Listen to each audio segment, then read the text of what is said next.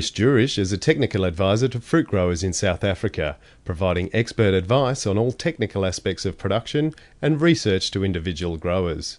Chris qualified in Pomology from Stellenbosch University and has spent the last 30 years working across all areas of fruit production, including pruning, training, pest and disease control, crop load management and pollination. I think, Angie, to improve production, you have to start with your planting material. The tree that you plant should be virus-free, at least 1.8 meters tall when you receive the tree. That's always a good start. If you can start with a big tree, it means you can fill your canopy space sooner. That's the thing that's really made an impression on me, is the quality of the planting material that you guys live with and make the best of, okay? So I think that's very important. It's the total quality of the tree. Having said that, I think we must try to fill the allotted space as quickly as possible. In the first 2 to 3 years, you should be up to the required tree height with sufficient side branching to be able to start thinking about cropping that tree. Back home, we start cropping definitely in year 3, and we reach maximum production by about year 10, 11. That's very important because it's all along you're producing costs all along, so you have to get tonnage on that orchard as soon as possible. So yeah, I think that's one of the big things. I think you have good soils compared to the soils we have back home. For growing a good tree fast, up and filling the space, is more in your favor than it is back home. We have to really battle to get trees to grow in some of our soils, okay? Very intensive management to get the tree up there. The other thing that's struck me since I've been here, especially in the canning side of things, is the sort of productions you're talking of seem to be quite low. We would consider 30 tons to the hectare, 40 tons to the hectare too low. We're more interested in 60 tons, 50, 60 tons. Having said that, we cannot base our entire industry on the canning prices that we receive. So I think we're obviously export oriented with Packhams and with Pharrell and with some Bartletts or BCs as we call them. So yeah, our marketing setup is different. We're not cannery oriented, if you like. So I think what I'm trying to say is you've got to get more tonnage on your canning pears so that you can get more money for the effort that you're putting in onto that hectare. Then I think the export market, I don't know how your exporting is. When I say export, I mean out of the country to a foreign market, because I believe there are opportunities out there to make good money.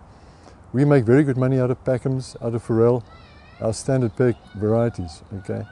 So I think that's a big difference between us and your industry.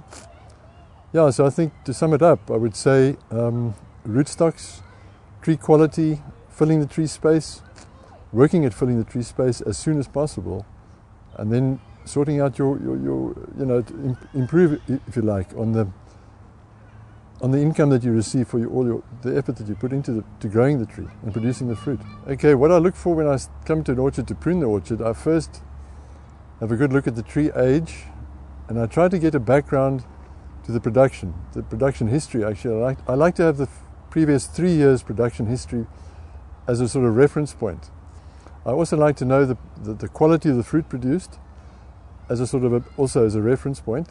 When it comes to pruning a young tree, I don't like to prune the tree in wintertime at all if possible, for the first 2 to 3 years. I realize there is pruning to be done, but I don't like it to be a major operation in wintertime, because that's not the best time for developing a tree structure, because you tend to promote growth in the wrong places if you prune too severely in winter. So just a summary for young trees, I try not to do too much winter pruning. I prefer to do summer manipulation and breaking out unwanted shoots in summertime, tying branches into position in summertime in the growing season, or just when growth is stopped in sort of like January. And winter pruning is really just a little touch up here and there on things we might have missed during summer. When it comes to bearing trees, and I have a quality problem, let's take Packhams as an example. I like to use the winter time to try to readjust the fruiting positions, or the fruiting positions and the orientation of the fruiting wood with a pruning shear.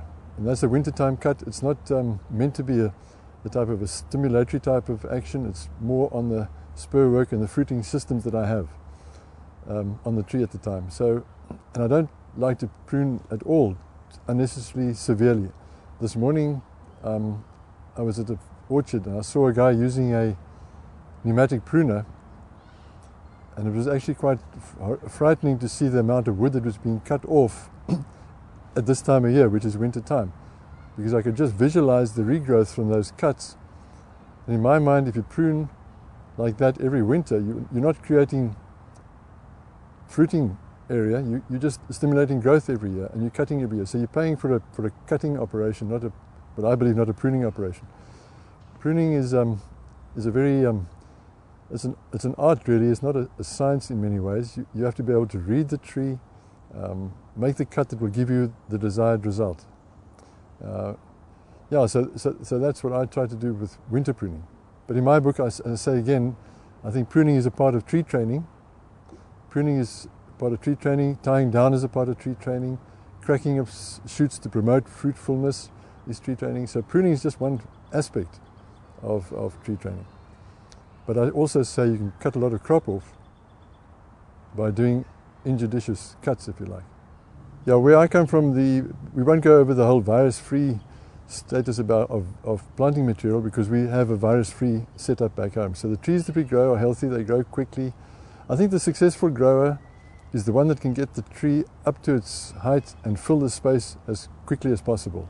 That's a fact. He gets it cropping in year 3 on pears, definitely in year 3, a little light crop. And as I said earlier, pretty much optimum production by year 12, let's say year 12, but good production. I think the successful grower pays a lot of attention to the detail involved in producing quality fruit. And that involves obviously winter pruning to eliminate branch marks and spraying his spray materials, his pest and disease control materials at the right time. I think that the successful grower back home is the person that pays attention to detail, gets high tonnages, gets good packouts, and has got I would say, guaranteed, or is on very well defined marketing program. He knows where his fruit's going, he knows what the market demands. We export, as I said, export oriented. So he knows that his pear is going to go to the UK market or to the European market, and those demands are blemish-free fruit of a certain size, and he is able to produce that by doing the detail that he does back home on the farm. So that's a successful farmer. He pays attention to all the detail. You can't, in the fruit game, you can't afford to miss or what shall I say, neglect certain aspects like pollination or pruning or irrigation or thinning or fertilizing. There's so many facets. But the good farmers are the ones that can manage all those things and integrate them all for a profitable end result. I think the future for pear production in my country is good, as long as we can maintain our standards of quality, our standards of commitment and attention to detail. I think it's very good. I think our saving grace, if you like, if we can use that term, is that we do have established markets overseas. Our fruit is recognized as good quality fruit and value for money. The markets are happy with our fruit. The grower is getting a reasonable return. He could get a better return, obviously. It's always like that with growers worldwide, I think. But the growers back home are making good money out of pears, out of certain varieties especially. So I think the prospects for the future for South Africa and pears is very good. We have new cultivars coming online, novelty products. I think the world out there is looking for novelty too. Don't overdo the novelty, because there are some varieties like Bart that have been around for hundreds of years and people are still buying them and enjoying them. So the novelty is just to keep an interest, I think, in pear marketing and growing worldwide. Keep it going. You need some interest too. So I think the South African market is looking very positive. I wouldn't like to elaborate on the potential for Australia, but I do see opportunities, as I said earlier, I think, in trying to expand your domestic market somehow. But that's a very difficult one for me to answer just in 1 week of experience of Australian fruit. But I would like you guys to, if possible, if there's more money to be made on the export market, go for it.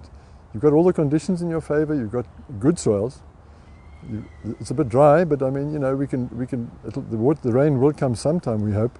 There are methods to overcome or limit the effect of drought in the orchards, mulching and so on, but try to promote your product.